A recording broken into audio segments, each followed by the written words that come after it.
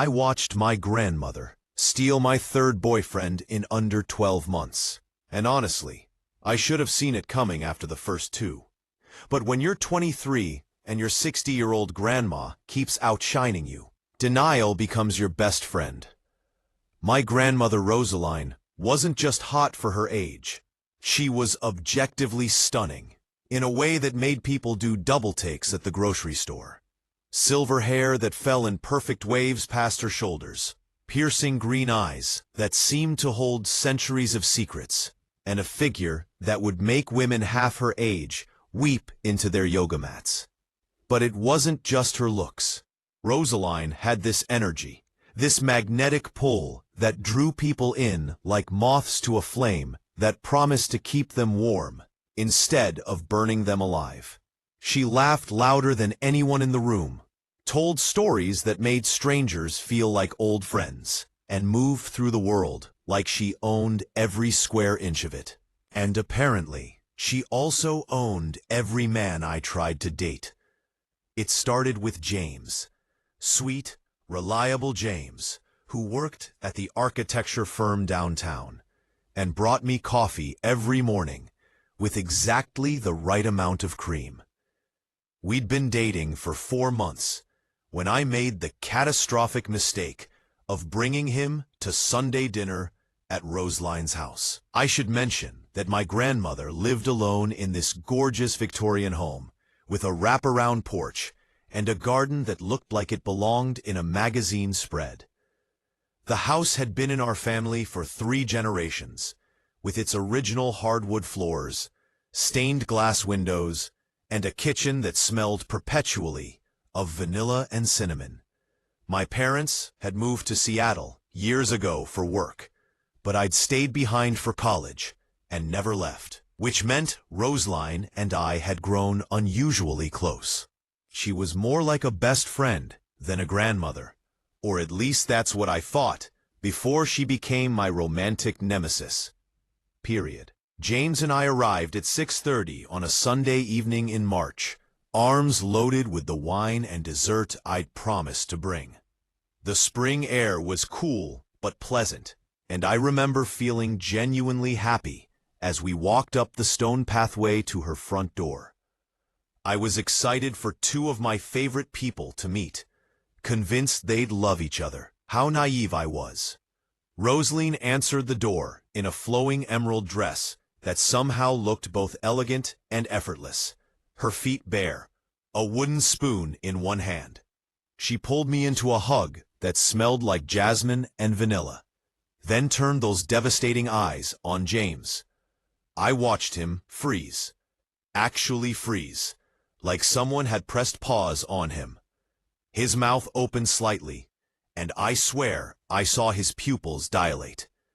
"You must be James," Rosaline said, her voice warm and rich, like honey. "Alice has told me absolutely nothing about you, which means you must be special. She only keeps secrets about the ones she really likes." James laughed, that nervous laugh men do when they're trying to impress someone, and I felt the first tiny pinprick of unease in my chest. But I pushed it down. This was my grandmother, my 60-year-old grandmother, who taught me how to braid my hair and took me to my first concert when I was 14. Nothing weird was going to happen. Dinner was perfect, too perfect. Rosaline had made this incredible Italian feast, everything from scratch. Homemade pasta that she rolled out that afternoon, a bolognese sauce that had been simmering for hours, fresh bread with herb butter, a caprese salad with tomatoes from her garden, and tiramisu for dessert. The dining room was lit with candles, and she'd put fresh flowers on the table. It was the kind of meal that takes all day to prepare, the kind of effort that spoke of love and care. James couldn't stop complimenting her cooking, her home, her garden, her taste in music when she put on some old jazz record by a singer I'd never heard of. I sat there pushing risotto around my plate while they discussed architecture and design, and discovered they both loved the same obscure modernist architect I'd never heard James mention before in 4 months of dating. "Frank Lloyd Wright is overrated," James said, leaning forward with enthusiasm. "Give me Mies van der Rohe any day. The clean lines, the way he understood space." "The Barcelona Pavilion," Rosalind interrupted, her eyes lighting up. "I visited it in my 20s. I stood in that space for 2 hours just feeling the way the light moved through it." "You've been to Barcelona?" James asked, "and I might as well have been invisible." "Several times. I spent a year in Spain when I was younger, before I had your father," she said to me, briefly acknowledging my presence. "I was supposed to stay for 6 months, but I fell in love with the light there, the architecture, the way people lived. Have you been?" "Not yet, but it's on my list. The top of my list, actually." Rosalind laughed at all his jokes, touched his arm when she made a point, leaned in close when he spoke. I became a third wheel at my own relationship dinner, watching this connection form between them that seemed to bypass me entirely. At one point, I tried to join the conversation, mentioning a building downtown that James and I had admired together, but they both looked at me blankly for a moment before Rosalind smoothly redirected the conversation back to European architecture. "You should come see the garden," Rosalind said as we finished dessert, her tiramisu disappearing from our plates. "The night-blooming jasmine is spectacular right now. I planted it 15 years ago, and this is the first year it's really thrived." "I'd love to," James said immediately, and I noticed he didn't even glance at me for confirmation. I followed them outside, watching as Rosaline led James through her garden paths, pointing out different flowers and plants, telling stories about where she'd collected seeds from her travels. She had roses from a monastery in France, lavender from a roadside stand in Provence, herbs she'd propagated from cuttings taken in Morocco.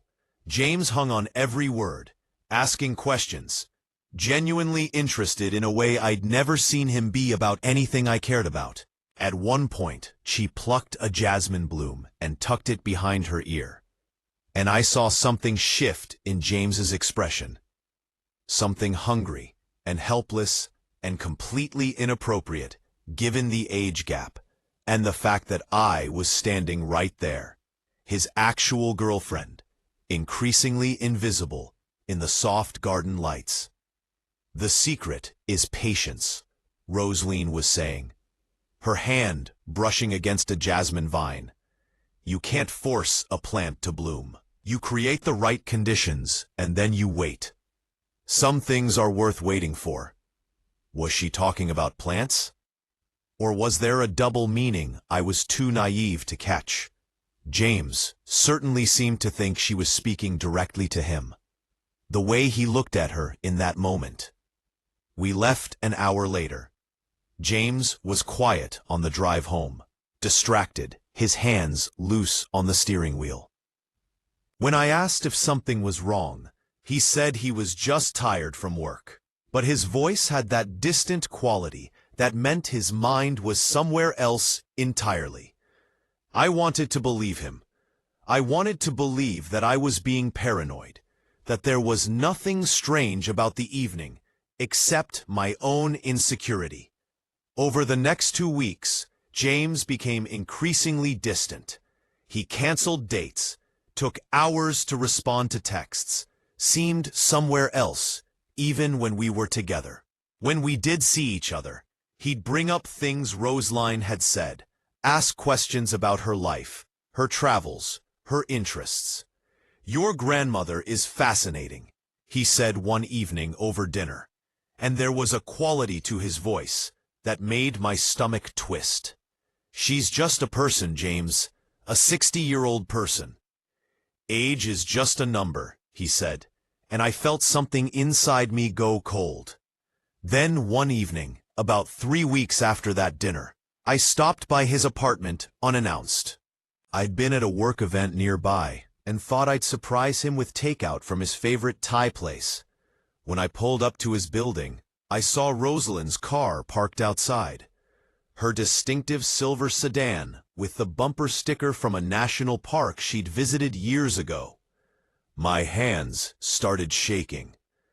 I sat in my car for 20 minutes, hands gripping the steering wheel, telling myself there had to be an explanation. Maybe she needed help with something. Maybe she was dropping off something for me. Maybe it was a coincidence, though I didn't believe in coincidences anymore. But when I finally worked up the courage to go inside using the spare key James had given me 2 months earlier, I found them on his couch, not touching, but sitting close, wine glasses on the coffee table, talking quietly in the dim lamplight, and the intimacy in that moment was more damning than if I'd caught them kissing. "Alice," James said, standing up so quickly he nearly knocked over his wine glass. Red wine sloshed dangerously close to the rim. We were just talking." Rosaline looked at me with something that might have been guilt or might have been pity. Her face was composed, but I saw the recognition there. The understanding that she'd been caught doing something she knew was wrong. "Sweetheart, I'm sorry. We didn't mean for this to happen." "For what to happen?" I asked, even though I already knew. My voice sounded strange in my own ears. "High and tight. James and I have been getting to know each other," Rosaline said carefully, choosing her words like she was navigating a minefield. "There's a connection here that neither of us expected. Something real." I looked at James, waiting for him to deny it, to say this was crazy, to choose me, to remember the 4 months we'd spent together, the plans we'd made, the life we were supposedly building. Instead, he said, "I'm sorry, Alice. You're wonderful, but what I feel when I'm with Rosalind, it's different. It's more. She understands me in ways that—" "Stop," I said. "Just stop." I left without saying another word, leaving the Thai food in my car, my spare key on his kitchen counter. I drove home in a daze and cried for 3 days straight, ignored Rosalind's calls and texts, and told my friends that James and I had simply grown apart, that it was mutual, that these things happen. I was too humiliated to admit the truth. How do you explain that your grandmother stole your boyfriend? Who would even believe that? It sounded like the plot of a bad movie, something too absurd to be real.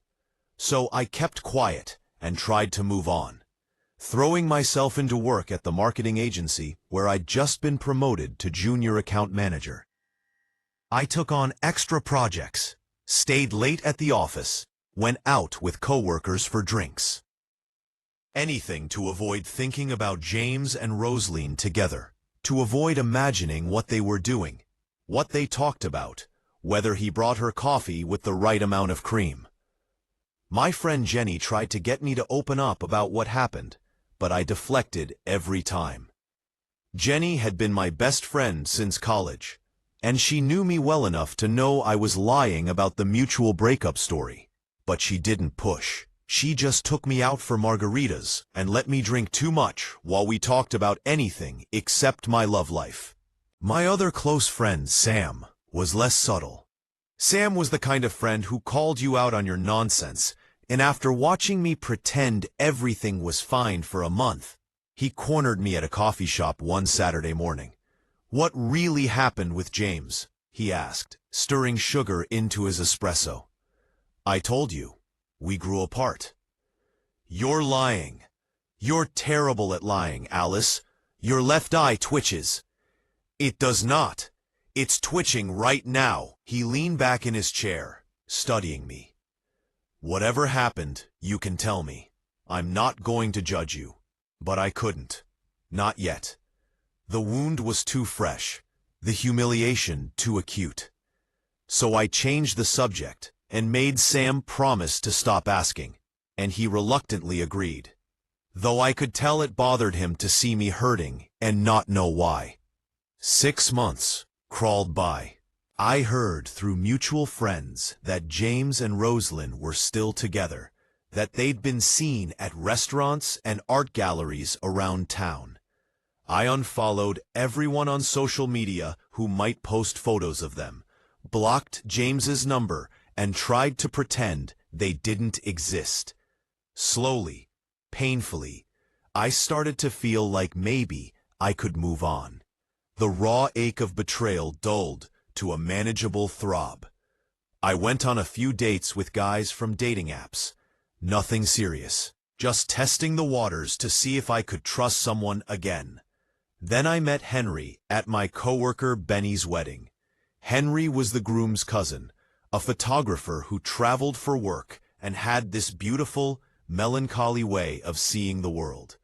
He had dark hair that always looked slightly messy, like he'd just run his hands through it, and he wore vintage band t-shirts under blazers. He quoted poetry, referenced films I'd never heard of, and had this intensity about him that made you feel like you were the only person in the room when he talked to you.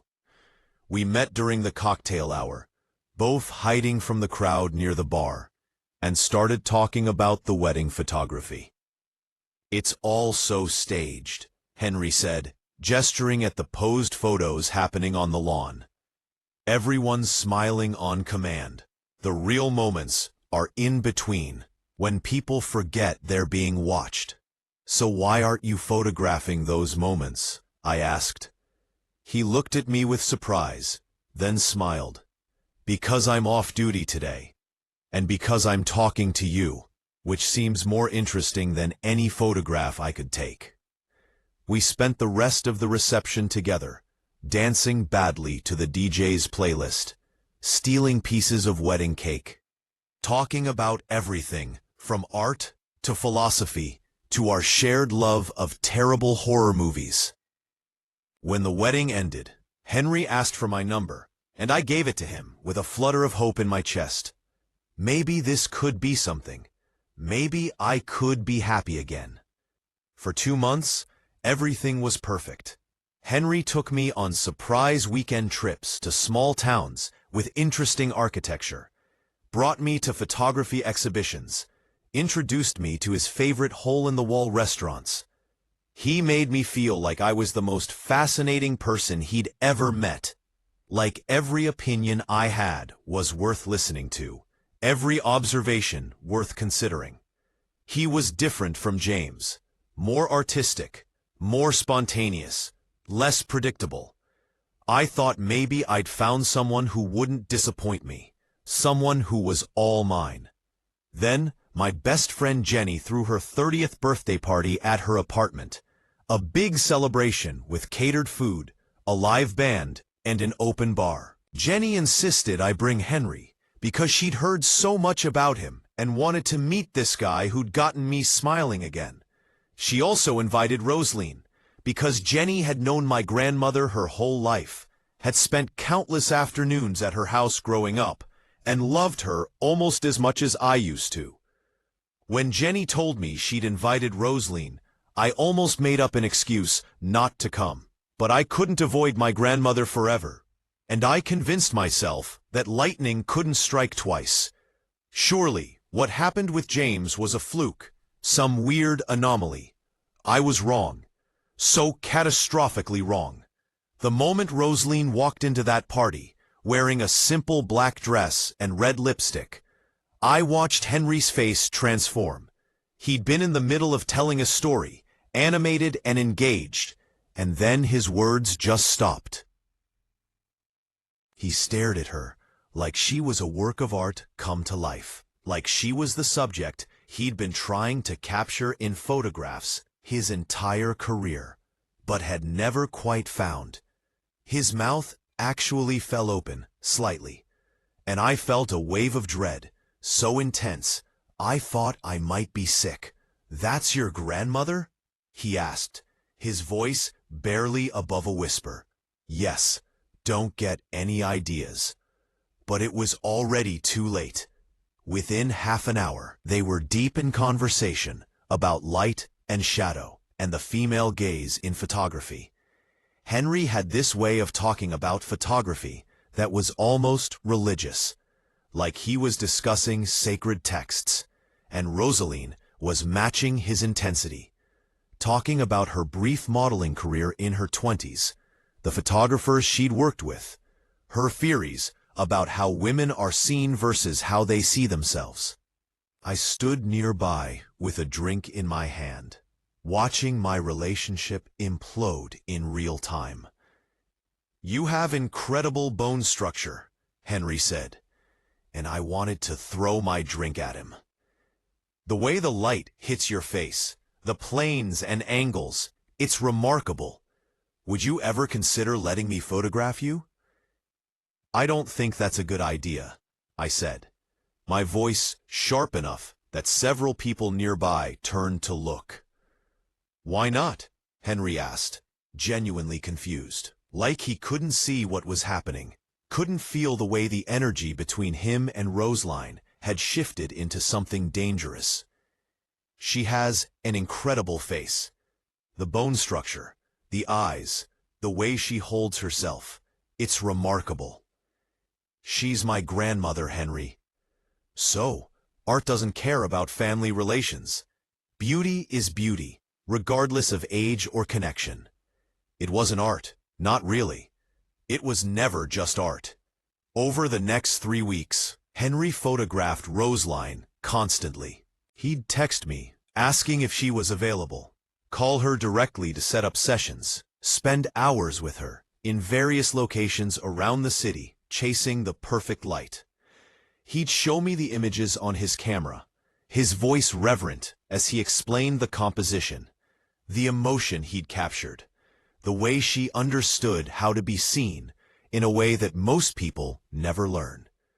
I watched him fall in love through his lens, frame by frame, each photograph another step away from me and toward her. The images were beautiful, I had to admit. He'd captured something essential about Rosaline, her vitality, her complexity, the way she seemed to exist outside of normal constraints of age and time.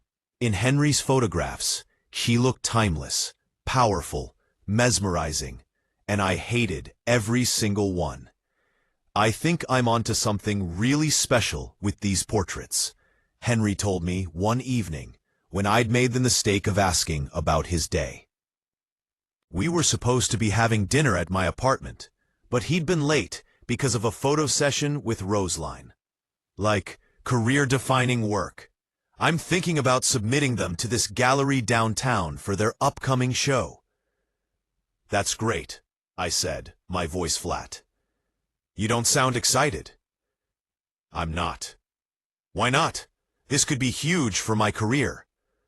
"Because you're spending more time with my grandmother than you are with me, Henry. Because every time we're together, you talk about her.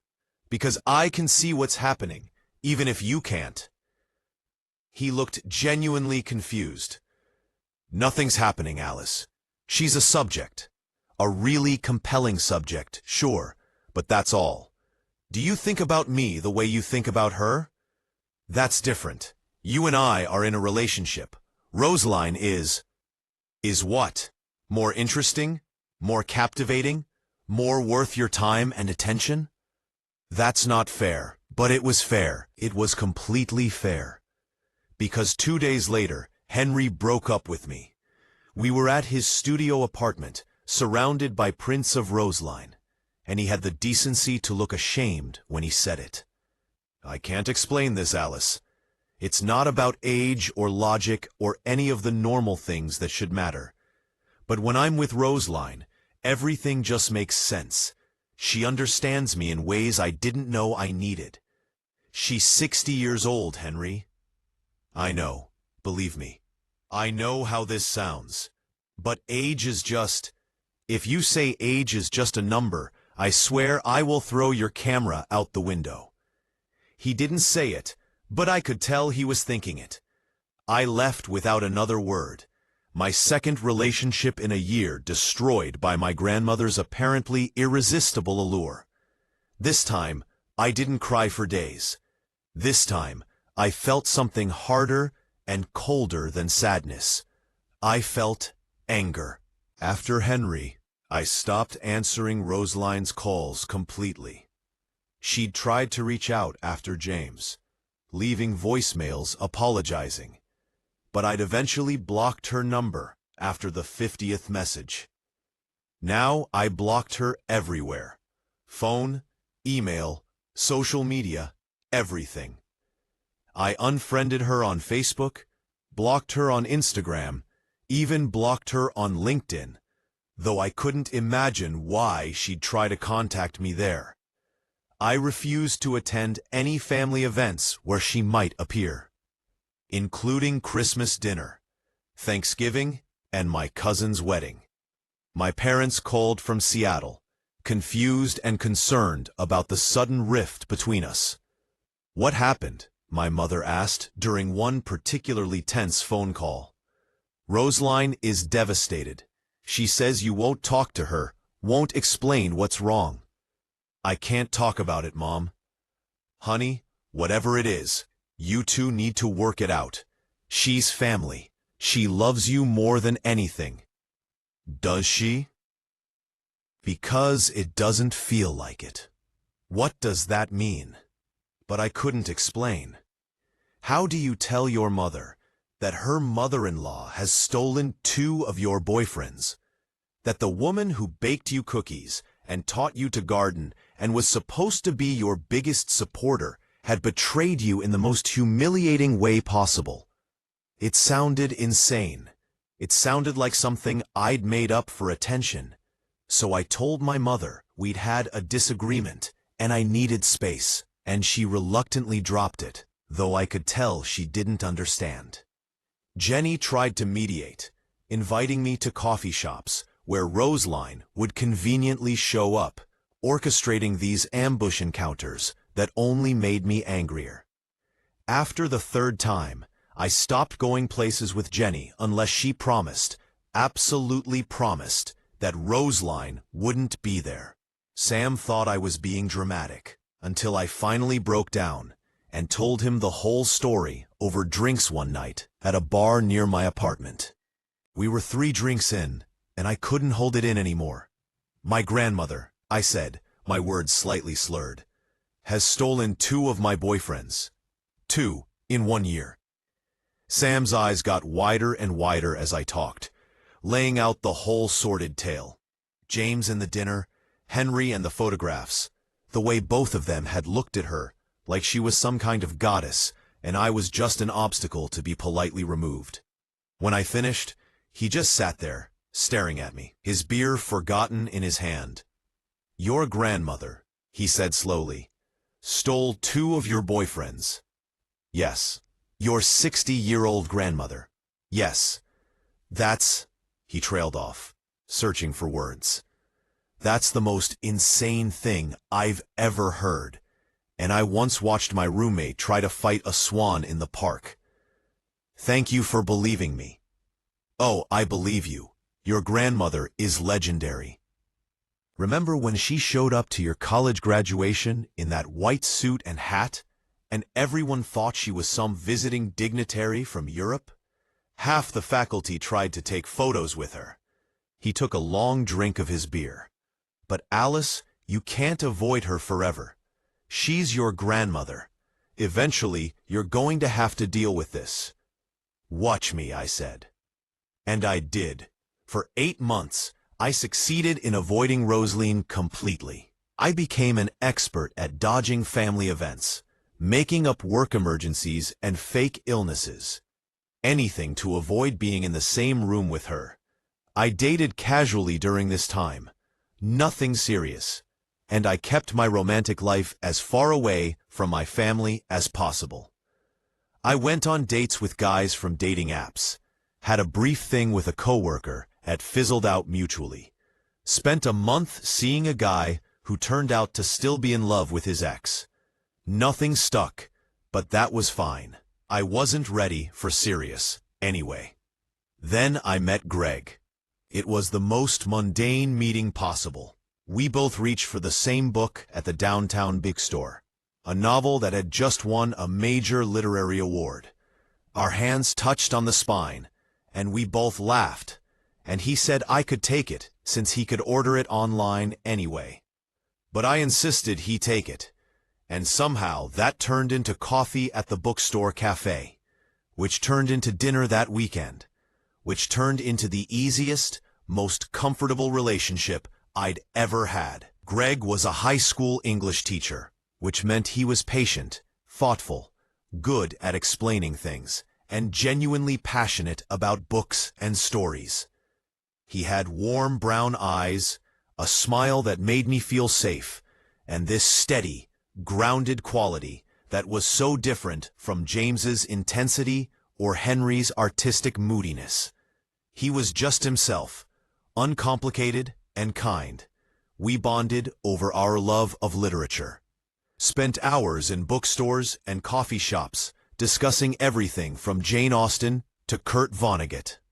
He made me laugh, listened when I talked, remembered small details about my life. He was stable, reliable, everything I needed after the chaos of the past year.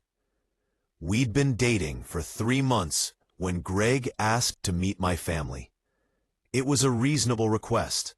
We were getting serious, spending most weekends together, talking about future plans. But I'd managed to deflect every time he brought it up, making excuses about my parents being in Seattle and my grandmother being busy. After the third deflection, he started to wonder why I was so evasive about my family. "Is there something wrong?" he asked one evening when I dodged another invitation to a family event. "Are you embarrassed by me or something?" "No, God no. You're perfect." "Then what is it? Why won't you let me meet your family?" I couldn't explain without telling him about Rosaline, and I wasn't ready for that conversation. How do you tell someone you're dating that you're terrified your grandmother will steal them? It sounded paranoid and ridiculous, so I continued to deflect, but I knew I couldn't avoid it forever. Then my parents announced they were planning a visit from Seattle, and they wanted to do a big family dinner with Rosaline, who I hadn't spoken to in over a year. My mother called to tell me about the plan, and I could hear the determination in her voice. "This has gone on long enough, Alice. Whatever happened between you and Rosaline, you need to work it out. You're both going to be at this dinner, and you're both going to be civil, and maybe you can start to heal whatever's broken between you. Mom, you don't understand. Then help me understand. Tell me what happened." But I couldn't, so I agreed to the dinner, decided this was my chance to finally confront Rosaline. I'd bring Greg, introduce him to my family, and if my grandmother so much as looked at him the wrong way, I'd call her out in front of everyone. I was done being silent about this. I was done being the victim in her twisted need for validation from younger men. I told Greg about the dinner, but I made him promise to stay by my side the entire evening. I told him I'd explain later why I was nervous, that there was complicated family history I'd share when the time was right. He must have thought I had some normal family drama, the usual generational conflicts and personality clashes. He had no idea he was walking into a potential disaster. The dinner was at a restaurant downtown, a nice Italian place with white tablecloths and soft lighting. Neutral territory, which felt safer than Rosaline's house, where she had the home field advantage. I arrived early with Greg, wanting to stake out our position before Rosaline showed up. My parents were already there, and they hugged me warmly, though I could see the concern in their eyes about the rift with Rosaline. They greeted Greg enthusiastically, asking him questions about his teaching job, making him feel welcome. For a few minutes, everything felt normal. Then Rosaline arrived, and the temperature in the room seemed to drop. She was late, which was unlike her. Rosaline was always punctual, sometimes arriving early to events. When she walked into the restaurant, every head turned as usual, but I refused to look. I kept my eyes on my menu, my hand tight around Greg's under the table, my heart pounding so hard I thought everyone could hear it. Then she was at our table, and I had no choice but to acknowledge her. I looked up, prepared to see the same vibrant, overwhelming presence that had stolen James and Henry. But something was different. Roseline had changed, and not in subtle ways. Her hair was shorter, cut into a sleek bob that made her look both sophisticated and vulnerable. She'd lost weight, enough that her collarbones were prominent, and there were new lines around her eyes and mouth that spoke of sleepless nights and worry. The vibrant energy that usually surrounded her like an aura was dimmed, muted. She looked older, tired, and genuinely distressed. "Alice," she said softly, and her voice cracked on my name. "I've missed you so much." I didn't respond. I couldn't. Seeing her like this, diminished in a way I'd never seen before, threw me off balance. I'd been prepared for confident, magnetic Rosaline. I wasn't prepared for this. My mom filled the awkward silence by introducing Greg, who stood politely and shook Rosaline's hand. I watched for the telltale signs, the ones I'd seen with James and Henry, the widening of her eyes, the extra second she held his hand, the subtle shift in her energy that signaled danger, the spark of interest that would destroy everything. But Rosaline simply smiled at Greg, a small, sad smile, said it was nice to meet him, and sat down at the opposite end of the table, as far from us as possible. The dinner was tense. My parents tried valiantly to keep conversation flowing, asking Greg about his students, discussing my parents' life in Seattle, talking about my cousin's new baby. But there was an undercurrent of unspoken tension that made everything feel strained and uncomfortable. Rosaline was subdued, almost withdrawn, nothing like her usual vibrant self. She barely spoke unless directly addressed, pushing her food around her plate, more than eating it. She didn't tell stories, didn't make jokes, didn't command the room the way she usually did. And most importantly, she didn't look at Greg once throughout the entire meal. Not once. She asked him polite questions about his work, but kept her eyes on her wine glass, her plate, anywhere but his face. I should have been relieved. Instead, I felt unsettled, off balance, like I'd prepared for a battle that wasn't happening. After dinner, as we were settling the bill, Rosaline asked if she could speak with me privately. My mother's eyes pleaded with me to say yes, and I found myself nodding despite every instinct telling me to refuse. We stepped outside to the restaurant's patio, leaving Greg inside with my parents. The night air was cool, and I wrapped my arms around myself, maintaining distance between us. "I know why you've been avoiding me," Rosaline said immediately, her voice shaking slightly. "James told me. After we broke up, he admitted that he felt terrible about how things happened, that he should never have pursued anything with me while you were together. You broke up." The words escaped before I could stop them, and I hated that I cared, hated the small surge of satisfaction I felt. 5 months ago, it wasn't working. We had passion, but nothing real underneath it. And Henry and I were never really together. We had an intense connection. But it fizzled quickly once he finished photographing me. He's in Europe now, shooting for National Geographic. She wrapped her arms around herself, suddenly looking every one of her 61 years. "I'm not here to make excuses, Alice. What I did was unforgivable. Both times." "So why did you do it?" The question burst out of me, all the hurt and confusion I'd been carrying for over a year. "Why would you do that to me? You're supposed to be the one person who always has my back." Rosaline's eyes filled with tears. "Because I was lonely and scared, and terrified of being invisible. Your grandfather died 5 years ago, and everyone says you move on, that grief gets easier, but sometimes it gets harder. Everywhere I looked, I saw couples, families, people who weren't alone. And then, these men, these wonderful men you cared about, looked at me and saw someone worth pursuing. For the first time since your grandfather died, I felt seen. I felt alive. But that's not an excuse. Her voice broke. I betrayed your trust in the deepest way possible. I put my own needs above yours, and I hurt you when you were already vulnerable. I wanted to stay angry. I'd been carrying this anger for so long, feeding it, letting it protect me from being hurt again. But looking at her standing there, tears streaming down her face, I saw something I'd been too hurt to see before. My grandmother wasn't a villain.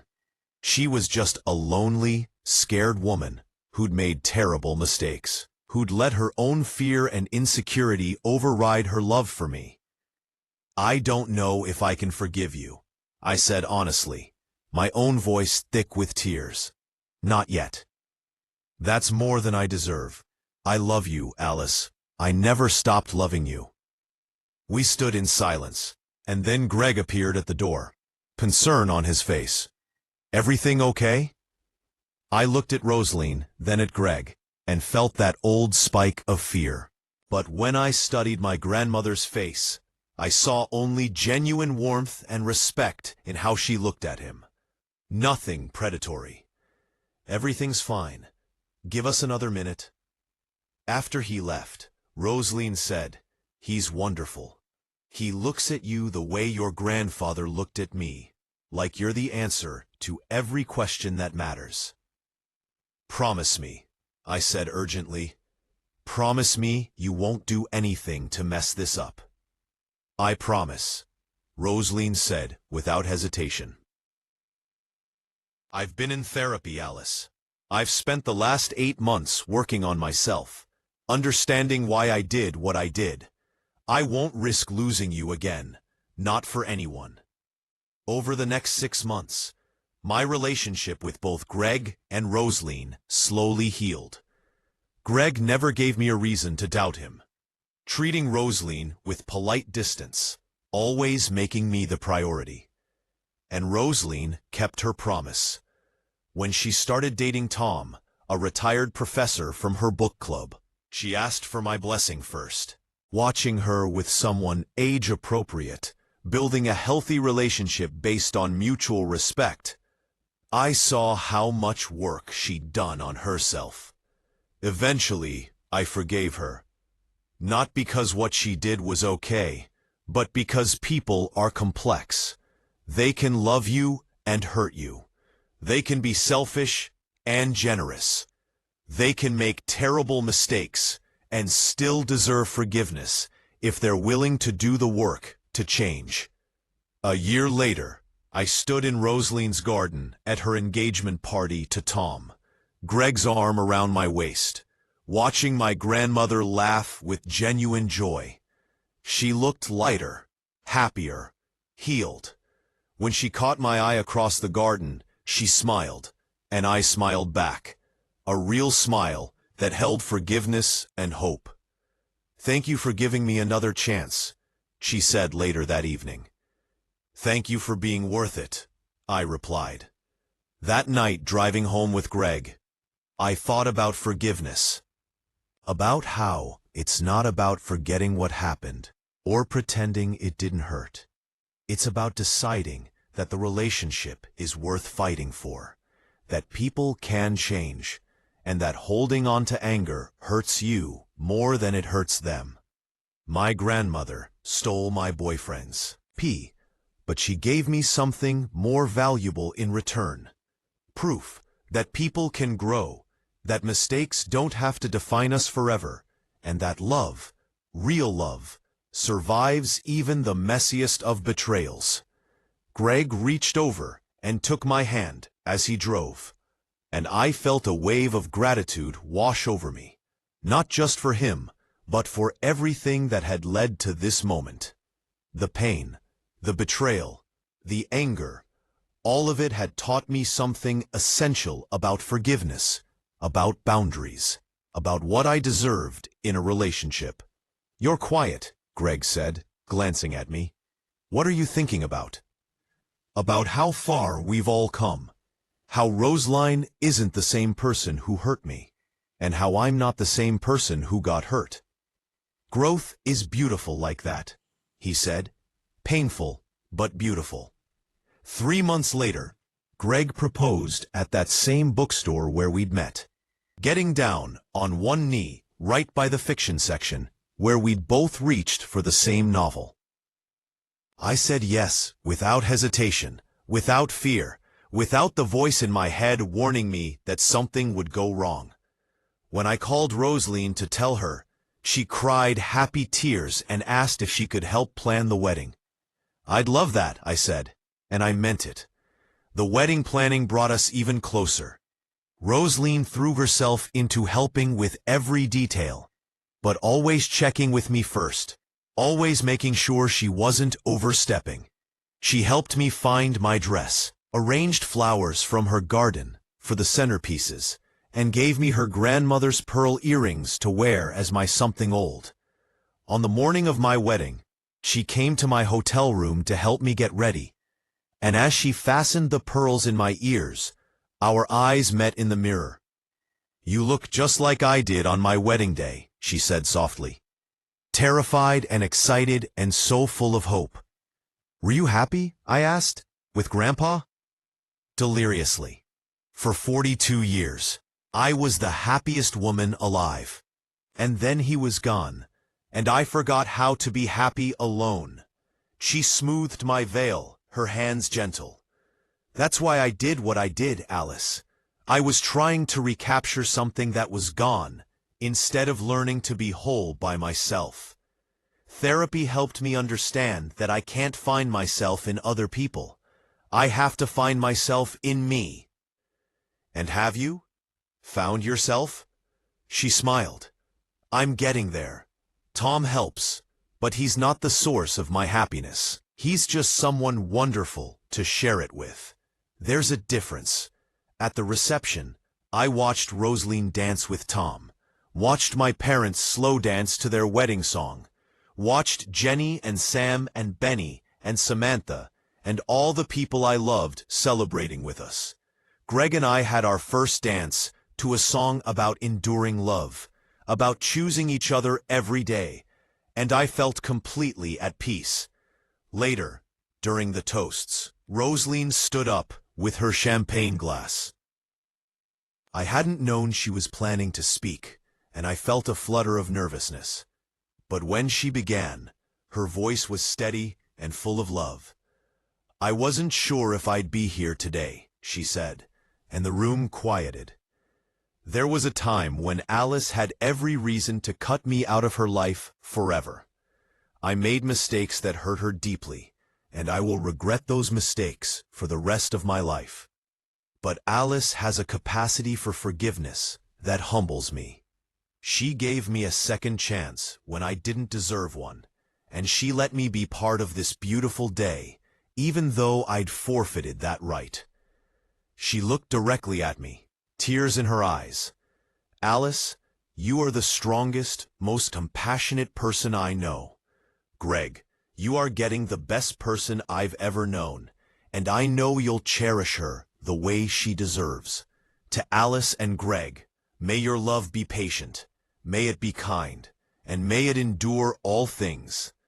The room erupted in applause, and I felt tears streaming down my face. Greg squeezed my hand under the table, and I realized that all of this, was what healing looked like. Not perfection, but progress. Not forgetting, but moving forward. Not pretending the hurt never happened, but choosing love anyway. As the night wound down and guests began to leave, Roseline found me on the terrace, looking out at the garden where the reception had been held. "Thank you," she said simply. For what? For letting me back in. For forgiving me. For showing me that it's never too late to become better. You did the work, Rosalind. I just made space for it. She hugged me then, and I hugged her back, and it felt like something had finally, truly healed between us. If you've ever had someone you love hurt you deeply, you know how hard forgiveness can be. It's not about forgetting what happened or pretending it didn't hurt. It's about deciding that the relationship is worth fighting for, that people can change, and that holding on to anger hurts you more than it hurts them. My grandmother stole my boyfriends, but she gave me something more valuable in return. Proof that people can grow, that mistakes don't have to be permanent, and that love, real love, survives even the messiest of betrayals. Sometimes the greatest gift we can give someone is the space to become better. And sometimes, if you're lucky and they're willing to do the work, they actually do. Rosalind taught me that forgiveness isn't weakness. It's the hardest, bravest thing we can do. And in forgiving her, I freed us both. So if you're struggling to forgive someone who hurt you, know that it's okay to take your time. It's okay to set boundaries. It's okay to protect yourself. But also know that forgiveness, when it comes, is less about them and more about you. It's about releasing the weight you've been carrying, about choosing peace over pain, about believing that people can change and that love can heal even the deepest wounds. My grandmother stole my boyfriends, but in the end, what she really gave me was a lesson in grace, in growth, and in the transformative power of forgiveness. And that's a gift more valuable than anything she took away.